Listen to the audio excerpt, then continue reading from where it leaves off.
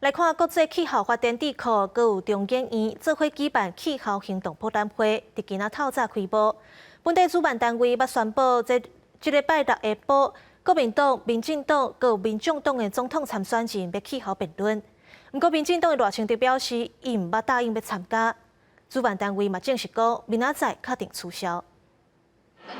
以精彩开场表演了后，2023年台湾气候行动博览会正式开幕。这届博览会邀请真侪单位参加，以拄着未来做诉求，产官学做伙来发表上山宣言，呼吁各界采取更加积极的行动措施，展现台湾走向正面的决心。除了气候变迁的各种作为之外，我们更重要的，怎么样跟自然和谐共生？这个其实也是我们生物多样性公约在2050年的愿景。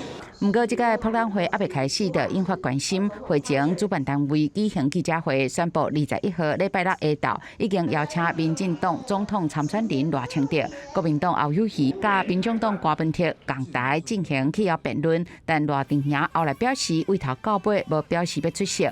主办单位证实气候辩论会取消，改成人甲自然对话，放送纪录片，但表示无要多做说明。经济部处长詹文生嘛出席活动，面对环团不满，经济部甲固体再生燃料 SRF 当作立场，批评 SRF 会排放空污，制造更较侪废弃物。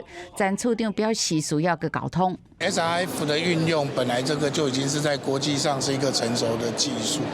那我想说，我们会花更多的时间来把 SRF 这一个应用的方式跟国人做说明。毕竟我们要走向净零减碳，很多净零减碳的方法，我们都要来妥善运用。活动伫松山文创园区广场发表上山宣言，希望展现台湾参与国际气候行动的决心，让国际社会看到台湾的拍拼。记者林俊明、周良雄台北报道。